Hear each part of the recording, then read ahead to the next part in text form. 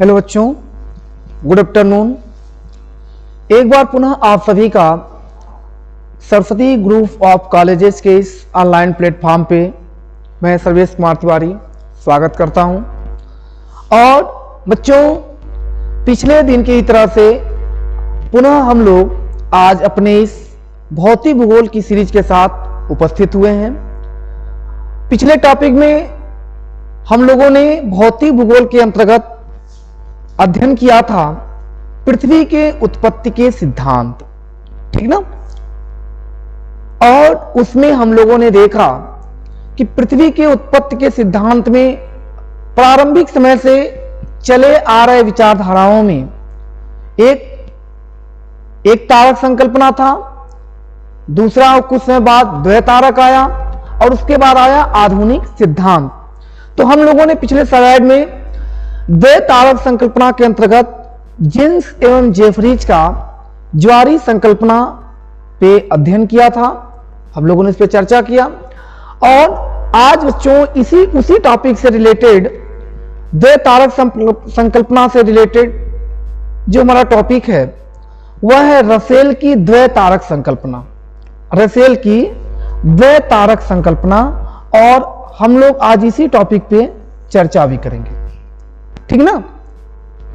यह भी द्वैतारक संकल्पना के समर्थन में अपने विचारों का संपादन किए जेम्स एवं जेफरीज की तरफ से, और इन्होंने यह बताने का प्रयास किया कि कालांतर में ब्रह्मांड में, जैसा कि जेम्स एवं जेफरीज ने बताया था कि ब्रह्मांड में सूर्य था, मतलब एक सूर्य था और सूर्य के बाद एक और बड़ा स्टार था, एक बड़ा तारा था जिसकी आकृति सूर्य से थोड़ी बड़ी थी।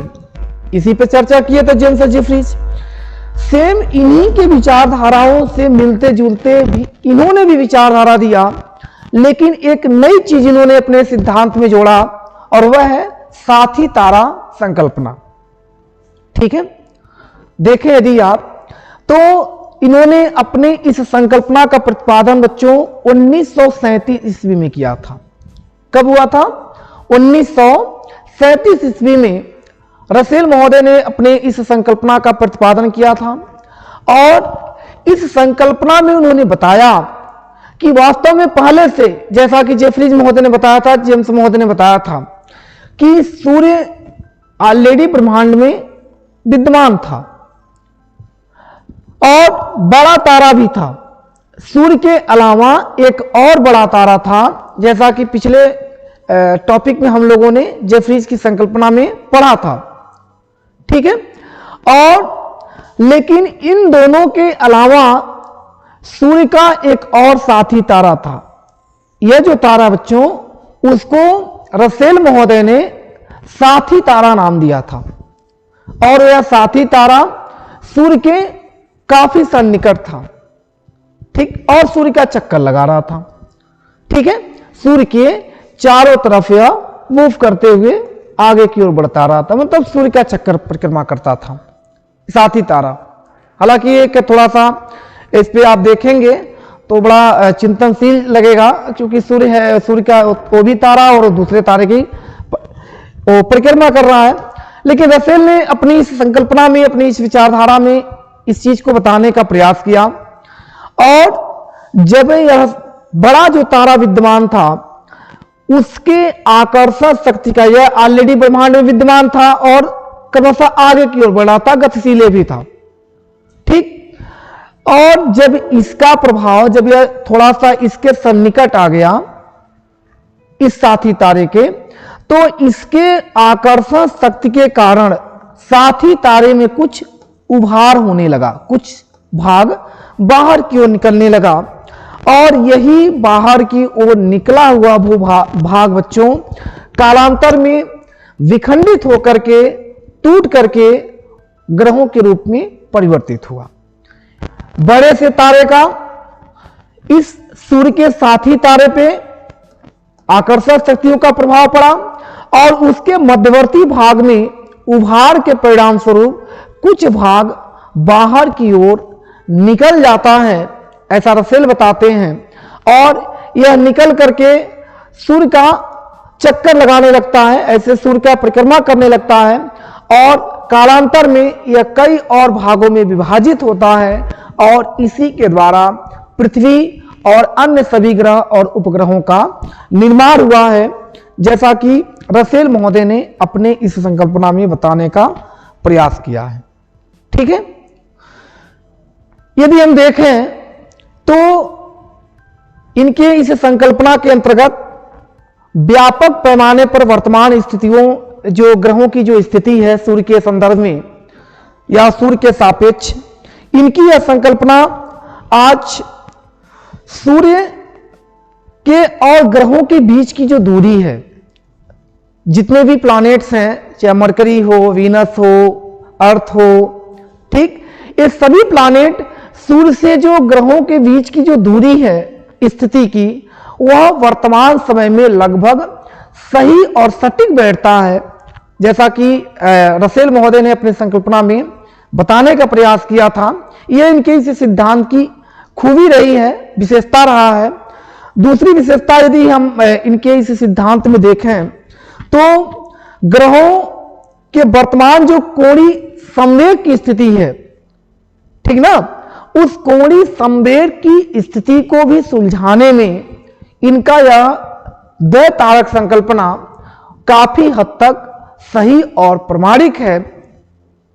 कुल मिलाकर के यदि हम देखें तो इनके द्वारा द्वैतारक संकल्पना का जो निर्माण किया गया था पृथ्वी के उत्पत्ति के संदर्भ में, वह बहुत हद तक सही और सटीक बैठता है। लेकिन आगे चल करके जब विद्वानों का नया मत आया इनके बाद के विचारकों का, तो इनके इस सिद्धांत में भी काफी व्यापक पैमाने पर कमियां देखी गई और उनमें बाद में चल करके उसकी आलोचनाएं भी हुई हैं। थोड़ा सा हम लोग इनके इस सिद्धांत में रहने वाली जो त्रुटियां हैं उस पर विचार थोड़ा सा विस्तार करें तो सबसे पहला आलोचना तो इस आधार पर हम कर सकते हैं इनके इस द्वैतारक संकल्पना की। वो बताते हैं कि सूर्य का जो साथी तारा था, जैसा कि वो बताते हैं रसेल महोदय, तो वह साथी तारा में ये स्टार जो बड़ा वाला स्टार है, ये सूर्य है, ये साथी तारा, तो जो उभार हुआ था तो इसके ये तो इतना ही भाग था, लेकिन जो शेष भाग यह है जिसको अन्य विद्वानों ने अपशिष्ट पदार्थ कहा, या जो शेष भाग रह गया वह कहां चला गया ब्रह्मांड में, इसका कोई प्रमाण या समाधान रसेल महोदय के पास नहीं है। ये चिंता का विषय है। ये तो लॉजिकली चीज हम लोग इस पे आलोचनाएं कर सकते हैं कि कुछ ही भाग निकला था, तो शेष जो बचा भाग है वो कहां चला गया, इसको बताने में ये अक्षम थे। और इसके अलावा बच्चों जो दूसरी जो इनकी आलोचना है इस आधार पर कर सकते हैं कि ग्रहों की भांति जो साथी तारा है वह उसके जो अपशिष्ट पदार्थ हैं, यानी कि जो शेष बचे पदार्थ थे, इसके बात किया। पहली बात तो चले कहां गए, और दूसरा ग्रह ही केवल इसके संपर्क में आ गए। जो यह टूटा हुआ भाग है बाहर की ओर निकला, वह सूर्य के आकर्षण में तो आ गया, लेकिन जो शेष भाग यह था वह सूर्य के आकर्षण में क्यों नहीं आया, इसको भी आना चाहिए। यह एक चिंता का विषय है। तो इन आधार पे हम दूसरे इस आधार पे इनकी हम आलोचना कर सकते हैं। और तीसरा बच्चों इस आधार पे आलोचना हो सकता है कि इतने दूर दूर तक फैले हुए जो ग्रह हैं, एक ग्रह दूसरे के बीच इतनी डिस्टेंस होती है, वो अपनी वर्तमान स्थिति में कैसे आ गए। ठीक, जैसे मान लीजिए यह टूटे होंगे, जो यह जो बाहर निकला भाग था वह कैसे दोनों सभी के बीच में जो समान स्थिति बनी, वह कैसे दूर दूर फैले हुए हैं, और कैसे अपने फैलने के बाद वर्तमान स्थिति में, जो वर्तमान स्थिति आज ग्रहों का है, बुध है, शुक्र है, पृथ्वी है, मंगल है, बृहस्पति है, ठीक, शनि है, अरुण है, वरुण है, ये जो ग्रहों का क्रम है वह कैसे अपने सिस्टमैटिक रूप में आए, इसको भी समझाने में रसेल महोदय अक्षम थे या इनका भी इनके पास कोई समाधान नहीं रहा बच्चों। इन आधारों पे इनके इस द्वैत तारक संकल्पना की हम लोग आलोचना कर सकते हैं, लेकिन कुल मिलाकर के यदि हम देखें तो इनके द्वारा दिया गया जो विचार है वो बहुत हद तक सर्वमान्य और वर्तमान समय के ग्रहों की स्थितियों को सही रूप में व्यवस्थित क्रम में समझाने में सफल और सार्थक सिद्ध हुआ है। ठीक, इसी के साथ हम लोगों का यह जो सेशन है यहाँ पे समाप्त होता है। बच्चों अगले दिन हम लोग द्वैत तारक संकल्पना के अंतर्गत ऑटो स्मिथ की संकल्पना पे चर्चा करेंगे और देखेंगे कि किस प्रकार से उन्होंने पृथ्वी की उत्पत्ति के संदर्भ में अपने विचार देने का प्रयास किया है। आज के क्लास में जुड़ने के लिए और इस वीडियो को देखने के लिए आपको बहुत बहुत बधाई, धन्यवाद बच्चों, ढेर सारी शुभकामनाएं आप लोगों को।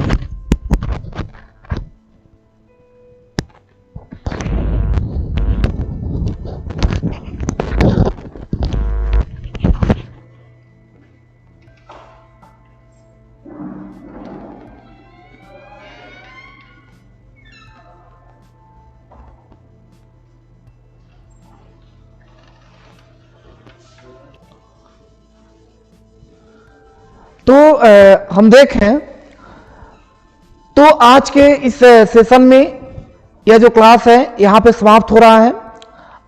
अब हम लोग अगले विद्वान के रूप में अगले जो विचारक हैं वह ऑटो स्मिथ हैं।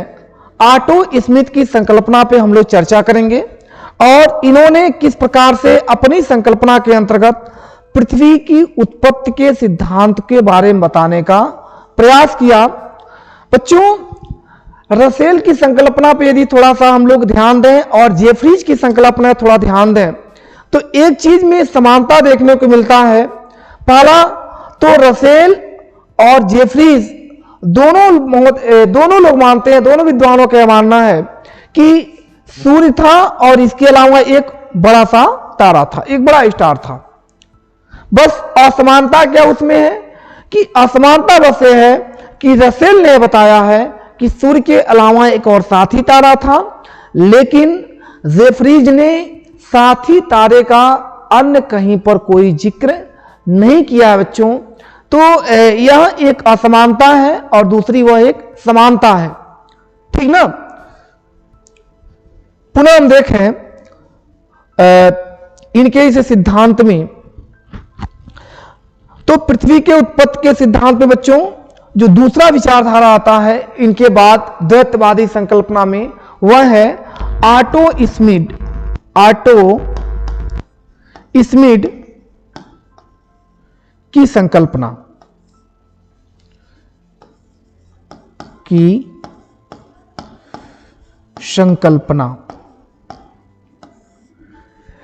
ऑटो स्मिथ महोदय बताते हैं, हालांकि इनके बाद इनसे पहले भी कुछ विद्वानों ने पृथ्वी की उत्पत्ति के संदर्भ में अपने विचार देने का प्रयास किया है, लेकिन वर्तमान स्थिति में यदि हम देखें तो द्वैतवादी संकल्पना में जो सबसे सटीक और सार्थक एक तरह से डिफिनेशन कहें या इस पृथ्वी के उत्पत्ति के संदर्भ में दिए गए विचार के में ऑटो स्मिथ का जो विचार रहा है वो बहुत ही लोकप्रिय रहा है। इस वजह से हम लोग इन पे हम लोग आज चर्चा करेंगे। संक्षिप्त में आज मैं बता दे रहा हूं, अगले वीडियोज में विस्तृत में हम लोग इसके बारे में अध्ययन करेंगे। इन्होंने पृथ्वी के उत्पत्ति के संदर्भ में द्वैतवादी संकल्पना के यह भी समर्थक थे। इनका भी मानना है कि पृथ्वी का निर्माण एक नहीं बल्कि दो तारों से मिलकर के बना है। ठीक, अन्य सभी विद्वानों की तरह से यह भी मानते हैं कि पृथ्वी का जो निर्माण हुआ है वह सूर्य और सूर्य के अलावा जो अन्य ग्रह स्वरूप हैं उसमें के संयोग से बना है। ठीक है, यह बताते हैं कि ब्रह्मांड में जब सूर्य अपनी आकाश गंगा से गुजर रहा था, इनकी संकल्पना का नाम ही है अंतःधूल तारक संकल्पना। ठीक, अंतःधूल तारक संकल्पना। ठीक है, यह बताते हैं अपने इस संकल्पना में, हालांकि हम लोग अगले दिन इस पे विशद चर्चा भी करेंगे कि सूर्य का जो पृथ्वी का जो निर्माण हुआ है वह धूल कण एवं गैसों से हुआ है। सही भी है, दीदी देखे हैं तो बिल्कुल सटीक भी है। यह अपने सिद्धांत में बताते हैं कि जब सूर्य आकाश गंगा से होकर के गुजर रहा था तो चूंकि सूर्य की जो आकृति है बहुत बृहद थी, ठीक है, और इसके परिणाम स्वरूप उसके आकर्षण शक्तियों में बच्चों ब्रह्मांड में उस समय उस आकाश गंगा में जो धूल कण एवं गैसें थी उन सभी को सूर्य ने क्या किया, अपनी ओर आकर्षित करना शुरू कर दिया ना। अब इसके बाद जब सभी धूल कण और गैसें धीरे धीरे आकर्षित होते चले गए तो इसके परिणाम स्वरूप इनमें संघनन की क्रियाएं हुई और उस संघनन की क्रियाओं के परिणाम स्वरूप सभी ये जो ग्रह हैं जहां संघनन हुआ, जैसे मान लीजिए सूर्य निकला और आगे की ओर ऑर्बिट पे अपने अक्ष पे गुजर रहा था, तो उस समय जितने भी धूल कण एवं गैसें थी सबको अपनी ओर आकर्षित किया और आकर्षित होकर के या सभी संघनित हो गए, संघनित होकर के एक ग्रह के रूप में परिवर्तित होते हैं और इसी क्रिया के परिणाम स्वरूप बच्चों पुनः वह आगे की ओर निकल जाता है और पुनः वही क्रियाएं होती है संघनन की। दो धूल कण गैसें हैं वह किसी अन्य क्षेत्रों में पुनः निर्मित होते हैं और ऐसे करके क्रमशः अन्य सभी ग्रहों का निर्माण हुआ है। आगे के क्लास में हम लोग स्लाइड्स पे इसको डायग्नोस्टिकल तरीके से स्टडी करेंगे। ऑटो स्मिथ के अंतर्ध्रुव तारक संकल्पना के बारे में विशद चर्चा करेंगे, उनका मूल्यांकन भी होगा बच्चों। और कल के डेट में अगले स्लाइड में हम लोग पृथ्वी के उत्पत्ति के नवीन सिद्धांतों पे भी हम लोग चर्चा करेंगे, ठीक ना। तब तक के लिए आप सभी को धन्यवाद बच्चों।